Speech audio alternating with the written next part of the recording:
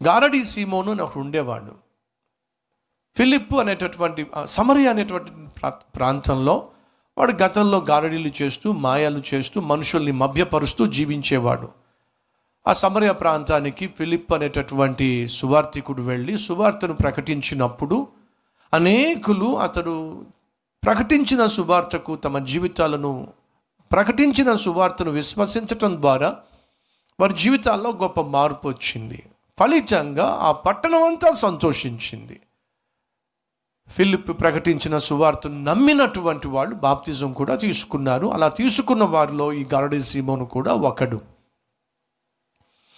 సమరయ పట్టణస్థులు క్రీస్తు సువార్తను అంగీకరించారని బాప్తిజం కూడా తీసుకున్నారని విన్నటువంటి యెరూషలేము సంఘ పెద్దలైనటువంటి పేతురు తదితరులు ఎంతో సంతోషించి సమరయ ప్రాంతానికి దిగొచ్చారు. ఆనాడు పేతురు మాట్లాడుతూ ఉండగా గారడీ సీమోను పేతురు దగ్గరకు వచ్చి, పేతురు, నీతో పర్సనల్గా మాట్లాడాలి. ఏమిటి? నువ్వు ఎవరి తల మీద చేయబెడుతున్నావో వారు దేవుని ఆత్మను పొందుకుంటున్నారు కదా, ఆ వరము నాకివ్వు. నేను కూడా చేయి పెడితే ఎవరి తల మీద చేయి పెడతానో వారు కూడా పరిశుద్ధాత్మను పొందుకున్నట్లు ఆ వరము నాకివ్వు అని అడిగాడు. ఒక కోరిక కోరాడు. రక్షించబడినట్టుగా, బాప్తిజం పొందినట్టుగా మనుషుల ఎదుట కనిపిస్తున్నాడు, కానీ వాస్తవంగా అతడు రక్షించబడలా. రండి, మరొక రిఫరెన్స్ మీకు చూపిస్తాను. అపోస్తుల కార్యములు 8వ అధ్యాయము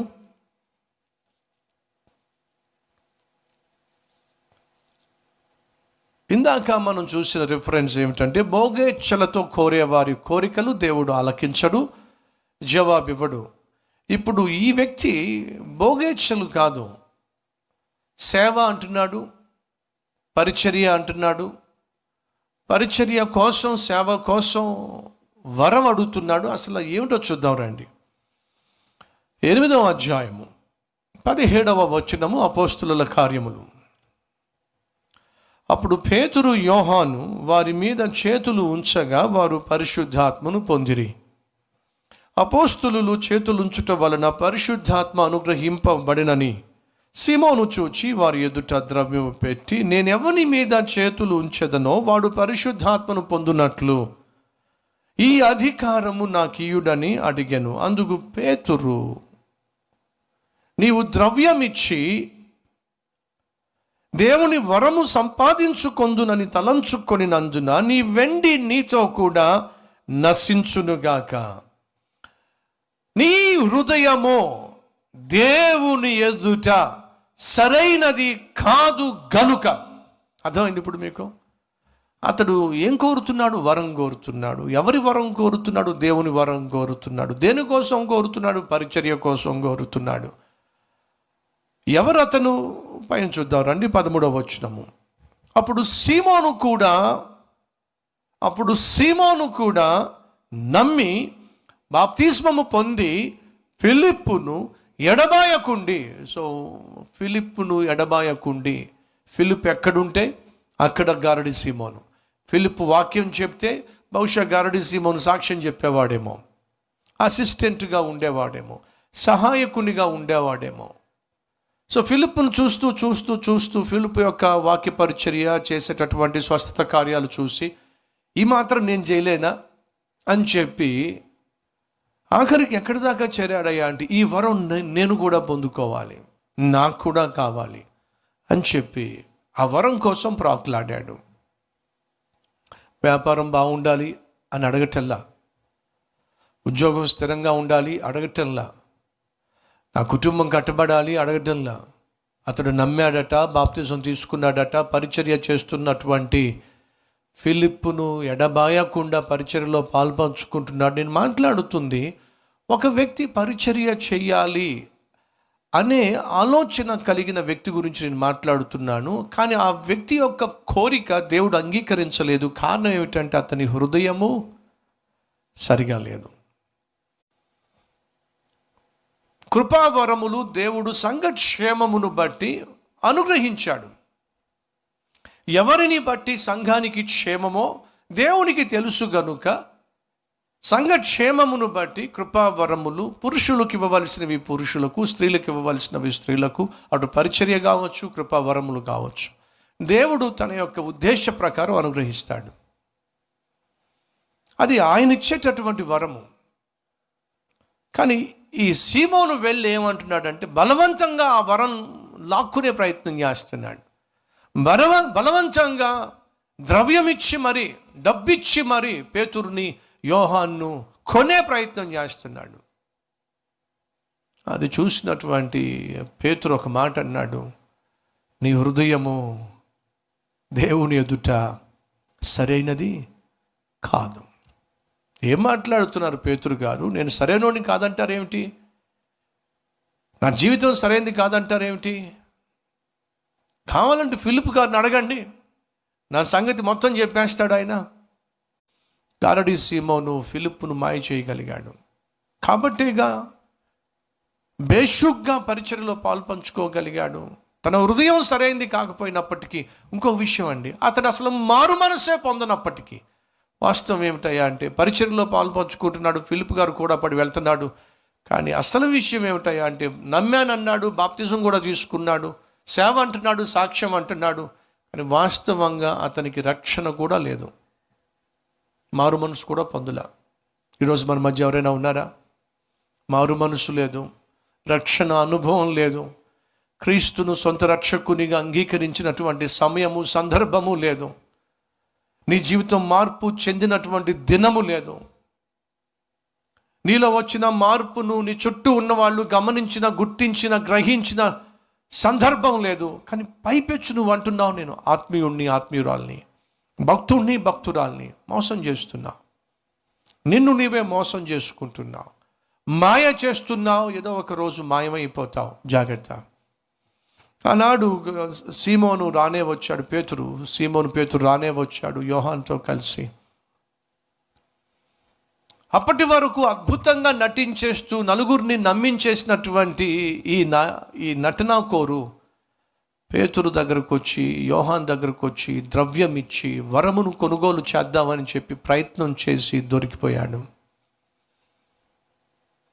హృదయాంతరంగములు ఎరిగినటువంటి దేవుడు పేతురుకు ఆ కృపనిచ్చాడు. తన హృదయంలో ఉన్న స్థితి ఏమిటో చూడడానికి చూసేశాడండి. పేతురు తన హృదయ స్థితిని చూశాడు. ఏమంటున్నాడు చూద్దాం రండి. నీ హృదయము దేవుని ఎదుట సరైనది కాదు కనుక ఈ కార్యమందు నీకు పాలు పంపులు లేవో, కాబట్టి ఈ నీ చెడుతనము మానుకొని. ఎస్ అంటే అర్థం తెలుసా? గారడీ సీమోను పరిచర్యలో ఉంటున్నా, గారడీ సీమోను సేవలో ఉంటున్నా చెడు పనులు చేస్తున్నాడు, చెడ్డ కార్యాలు చేస్తున్నాడు. ఈరోజు మన మధ్య ఎవరైనా ఉన్నారా? ప్రభు బిడ్డగా, క్రైస్తవునిగా, ఆత్మీయునిగా చలామణి అవుతున్నా, నీ చుట్టూ ఉన్నవారిని నువ్వు నమ్మిస్తున్నా, దేవుని సన్నిధికి నమ్మకంగా వస్తున్నా, వినో, ఒకవేళ ఈ విధంగా నమ్మించేవాడిగా ఉన్నట్లయితే ఒకరోజు బయటపడతావు. నమ్మించేసిన ఆ విధంగా. అంతేకాకుండా తన హృదయంలో చెడును పెట్టుకొని, తన జీవితంలో పాపాన్ని పెట్టుకొని, నీచమైన కార్యాలు పెట్టుకొని, పాపిష్టి అలవాటులను పెట్టుకొని, అయినప్పటికీ కూడా పరిచర్యలో, అయినప్పటికీ కూడా పరిశుద్ధునిగా, అయినప్పటికీ కూడా సేవకునిగా కొనసాగడం ఎంత దారుణం అండి. ఆనాడు పేతురు అంటున్నాడు, ఈ నీ చెడుతనము మానో. సీమోను, నీ హృదయం సరిగా లేదు. రెండోది, నీ చెడుతనము కూడా నువ్వు మానలేదు. చెడుతనము మానకుండా, పాపాన్ని విడవకుండా, పాపంలో కొనసాగుతూ దేవుని సంధికి వచ్చి కోరికలు కోరితే ఇలాగే ఏడుస్తుంది. ఏ కోరిక కోరుతున్నాడు? ఏ విధంగా కోరుతున్నాడు? తను కోరే కోరిక దేవుని యొక్క వరము. అది దేవుడు స్వతహాగా ఇచ్చేటటువంటిది, మనం కోరాల్సిన అవసరం లేదు. వరము అనేది గిఫ్ట్ సాధారణ మనం కోరం. స్వచ్ఛందంగా ఎదుటివారు మిమ్మల్ని ప్రేమించి ఇచ్చేది గిఫ్ట్. స్వచ్ఛందంగా స్వతహాగా దేవుడు మనల్ని ప్రేమించిన పుణ్యానికి అనుగ్రహించేటటువంటి వరము కృపావరములు. బలవంతానో లాక్కునేవో, వాళ్ళని వీళ్ళని చూసి కాపీ కొడితే వచ్చేవో కానే కాదు. దయచేసి ఏ ఒక్కరు కాపీ కొట్టకండి, కాపీ కొట్టే ప్రయత్నం చేయకండి. ఒక విషయం చెప్తాను, జాగ్రత్తగా విని అపార్థం చేసుకోకండి. ఒక బ్యాప్టిస్టు సంఘంలో ఉన్నటువంటి ఒక సహోదరుడు కావచ్చు, లేక సహోదరి కావచ్చు, బ్యాప్టిస్ట్ సంఘంలో ఉన్న సహోదరి కాస్త వేరే ప్రాంతానికి వెళ్ళినప్పుడు అక్కడ ఒకవేళ పెంతుకోస్తు సంఘం ఉందనుకోండి, ఆ పెంతుకోస్తు సంఘానికి వెళ్ళిన తర్వాత ఒక 1 monthలో 2 monthsలో వారిలో ఎవరైనా ఒకవేళ భాషలో మాట్లాడితే ఈ పక్క సహోదరి కూడా ఏం చేస్తో చెప్పండి, మీరు చెప్పాలి. స్లోగా ఈమె కూడా మొదలు పెడుద్ది. అంటే వాస్తవంగా దేవుడు అన్య భాషల్లో మాట్లాడేటటువంటి కృపావరము తనకు అనుగ్రహించాడు కాబట్టి తను మాట్లాడుతుందా, లేకపోతే పక్క వాళ్ళు కొంతమంది మాట్లాడుతున్నారు కాబట్టి మాట్లాడుతుందా? పక్క వాళ్ళని చూసి కాపీ కొడుతుంది.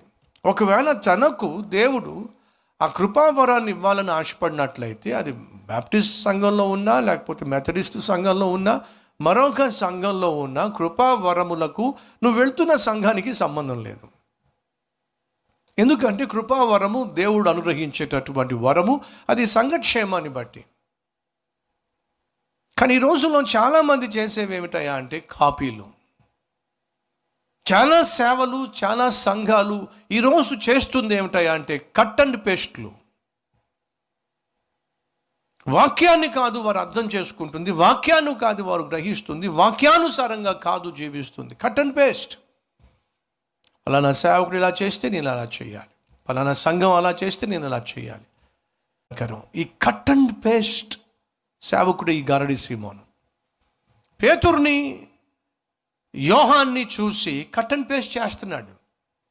నేను కూడా ఇలాగే చేయాలి, నాకు అలాగా జరగాలి, నా సేవలో కూడా ఇలా. పేతురు చూసి అంటున్నాడు, నీ హృదయం మొదటిగా సరిగా లేదు, ఈ నీ పాపము మానుకో. ఆ తర్వాత ఏమన్నాడో చూసి త్వరగా ముందుకు వెళ్ళిపోదాం. కాబట్టి ఈ నీ చెడుతనము మానుకొని మారు మనస్సు పొంది అంటే అర్థం ఏమిటి? అతడు అప్పటికి మారు మనసు పొందాడా పొందలేదా? మీరు చెప్పాలి.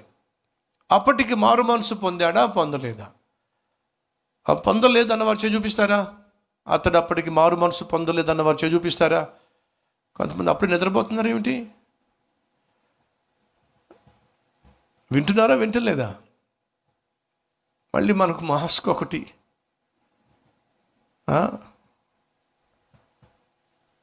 అతడు మారు మనస్సు పొందినట్లయితే పేతురు మారు మనస్సు పొందు ఎందుకంటాడండి? మీలో కొంతమంది చేయెత్తకపోవడానికి కారణం ఏమిటంటే అతడు బాప్తిసం తీసుకున్నాడు కదా. ఆనాడు పేతురు అంటున్నాడు, నీ హృదయం సరిగా లేదు, ఈ నీ చెడుతనమును మానుకొని మారు మనస్సు పొందో.